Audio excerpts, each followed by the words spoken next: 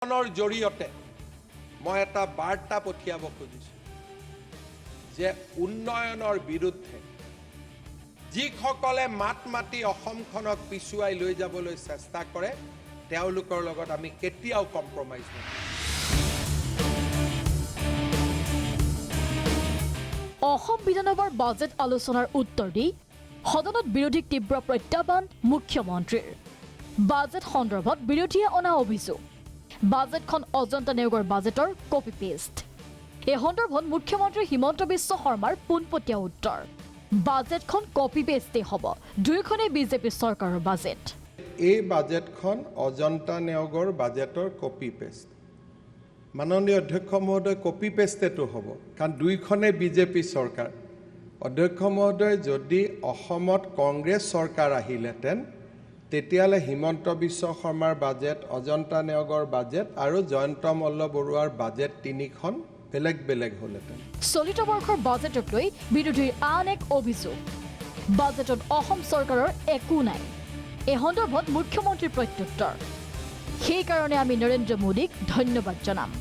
গহপুৰ নুমলীগড় সংযোগী টানেল, কাজিৰঙাৰ এলিভেটেড কৰিডৰৰ বাবে নৰেন্দ্ৰ মোদী, অমিত শ্বাহক ধন্যবাদ। দ্বিতীয়তে অধ্যক্ষ মহোদয়, ইয়াত কোৱা হৈছে যে বাজেটত অসম চৰকাৰৰ একো নাই, চেণ্ট্ৰেল গভৰ্ণমেণ্টৰে। অধ্যক্ষ মহোদয়, সেইকাৰণেই আমি নৰেন্দ্ৰ মোদীক ধন্যবাদ জনাওঁ যে আজি নৰেন্দ্ৰ মোদী ডাঙৰীয়াই অসমৰ বিত্তীয় অৱস্থা আমাৰ যিমান তাতকৈ আমাক বেছিকৈ সপোন দেখুৱাবলৈ সাহস কৰি দিছে। যদি নৰেন্দ্ৰ মোদী ডাঙৰীয়া নাথাকিলেহেঁতেন তেতিয়াহ'লে নুমলীগড় আৰু গহপুৰৰ মাজৰ টানেলৰ কল্পনা আমি অহা 100 বছৰলৈ কৰিব নোৱাৰিলোহেঁতেন। প্ৰধানমন্ত্ৰী ডাঙৰীয়া আৰু যদি অমিত শ্বাহ ডাঙৰীয়া নাথাকিলেহেঁতেন আমাৰ লগত, অসমত এই শান্তিৰ পৰিৱেশ আমি কল্পনাও কৰিব নোৱাৰিলোহেঁতেন। সদনত মুখ্যমন্ত্ৰী হিমন্ত বিশ্ব শৰ্মাই ৰাজ্যৰ সৰ্বাংগীন বিকাশ, আন্তঃগাঁথনিৰ উন্নয়ন আৰু কেইবাখনো জনকল্যাণমূলক আঁচনিৰ খতিয়ান দাঙি ধৰাৰ লগতে দৰিদ্ৰৰ মাজত অৰুণোদয় আঁচনিৰ ভূমিকাৰ বিষয়ে উল্লেখ কৰে মুখ্যমন্ত্ৰীয়ে। বৰ্তমান চৰকাৰৰ দিনত 20% লোক মুক্ত হৈছে দৰিদ্ৰতাৰ পৰা।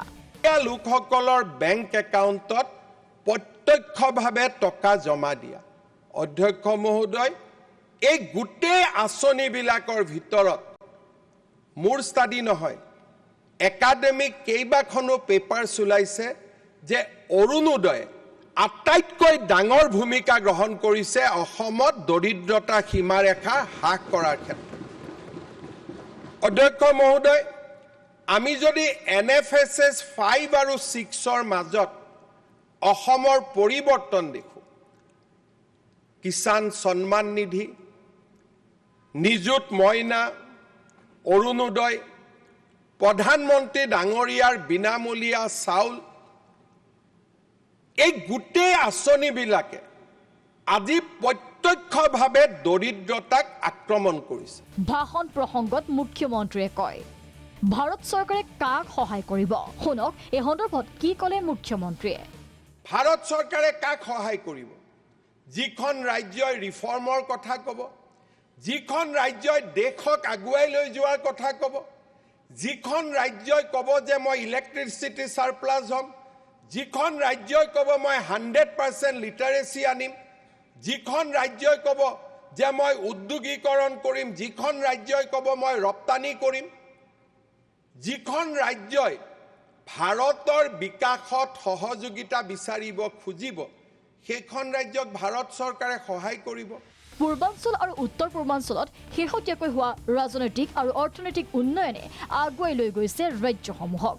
অৰুণাচলত শেহতীয়াকৈ হোৱা উন্নয়ন সন্দৰ্ভত মুখ্যমন্ত্ৰীয়ে কয়, অৰুণাচল উত্তৰ পূবৰ আটাইতকৈ চহকী ৰাজ্যত পৰিণত হোৱাৰ দিশে। অৰুণাচলত 33,000 মেগাৱাট বিদ্যুৎ প্ৰকল্প, কিন্তু ক'তো আন্দোলন নাই।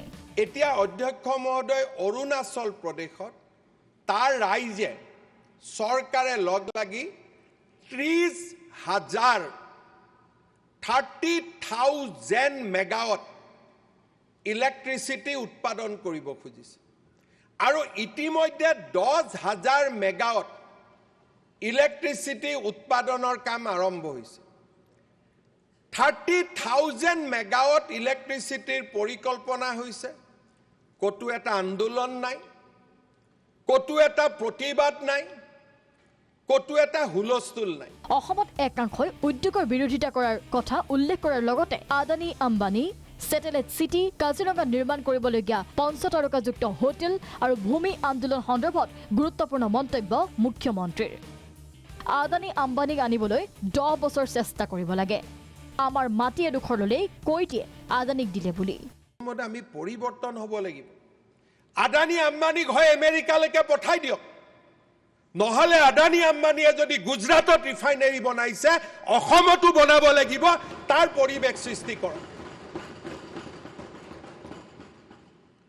কি অদ্ভুত কথা কতো আদানী আম্বানীক আনিবৰ কাৰণে 10 বছৰৰ প্ৰচেষ্টা কৰিব লাগে আমাৰ বামপন্থীসকলে কবাত যদি সৰু মাটি এডোখৰলৈকে আদানী আম্বানীৰ কাৰণে হৰি এই ধৰণৰ এটা ব্যৱস্থাৰে তেওঁলোকে মানুহৰ মাজত এটা বিদ্ৰোহৰ ভাৱ সৃষ্টি কৰিব খোজে আজি গুৱাহাটী এয়াৰপোৰ্ট হল গুৱাহাটী এয়াৰপোৰ্টতো প্ৰত্যেকজন অসমীয়া ল'ৰাই চাকৰি কৰে অধ্যক্ষমহোদয় কাজিৰঙাত এখন 5 ষ্টাৰ হৈছে মানুহে ভাল পাব লাগে যে টকা দিব পৰা টুৰিষ্ট আহিব টকা কোনে পাব হাতীৰ মাউতে পাব জীপ সাফাৰীয়ে পাব তাৰ দোকানীয়ে পাব তাৰ ৰাইজে পাব বেলেগ ৰাজ্যত মাটি আনে জিম কৰবেট পাৰ্কৰ ভিতৰত 5 ষ্টাৰ বনাইছে সদনত ভাষণৰ মাজতে মুখ্যমন্ত্ৰীৰ ডাঙৰ ঘোষণা চৰকাৰী কৰ্মচাৰীৰ মৰগীয়া বানজ 60% বৃদ্ধি অসমত স্যাটেলাইট টাউনশ্বিপ নিৰ্মাণ হ'ব এআই আৰু পেট্ৰকেমিকেলছৰ দৰে উদ্যোগ আনিব অসমলৈ বাওপন্থীক সমালোচনা কৰি ভাষণ প্ৰসংগত মুখ্যমন্ত্ৰীয়ে কয় আমাৰ মানুহৰ মনবোৰ সলনি কৰি দিয়ে বাওপন্থীয়ে অসমখনক আগুৱাবলৈ নিদিয়ে গ্ৰোথ ৰাজ্যখনত নানো আমি যদি ৰাজ্যখনত বিকাশ নানো তেলে ৰাজ্যখনত দৰিদ্ৰতাৰ বিৰুদ্ধে আপুনি কেনেকৈ যুঁজিব আজি যদি আমি লেফ্ট মডেল চাওঁ লেফ্ট মডেল অফ ইকনমি তেওঁলোকে পশ্চিমবংগ আৰু কেৰালাত লেফ্টৰ শাসন ব্যৱস্থা আছিল ত্ৰিপুৰাত শাসন ব্যৱস্থা আছিল আজি পৰিৱৰ্তন হ'ল কিন্তু পৰিৱৰ্তন হ'লেও যদি আপোনালোকে মডেল চাব পাৰে তাত এতিয়াও বহুত গাঁও আছে তেওঁলোকে মানুহক দুখীয়া কৰি ৰাখি দা ষ্ট্ৰেটেজি ৱাজ হোৱাট ষ্ট্ৰেটেজি আছিল যে ক্লাছ ৱাৰ হ'ব লাগে ভাষণৰ অন্তিম পৰ্যায়ত বিৰোধীক কটাক্ষ কৰি মুখ্যমন্ত্ৰীৰ ঘোষণা অহা 5 বছৰত ধুমুহাৰ দৰে কাম কৰিম কণী মাছ মাংস উৎপাদনৰ ক্ষেত্ৰত আত্মনিৰ্ভৰশীল হ'ব অসম 5টা বছৰত আমি অসমৰ বাবে ধুমুহাৰ দৰে কাম কৰিম আপোনালোকে বাধাৰ প্ৰাচীৰ সৃষ্টি কৰিব অসমৰ ৰাইজৰ আশীৰ্বাদত সেই বাধাৰ প্ৰাচীৰ আমি ভাঙি ছিঙি শেষ কৰি দিম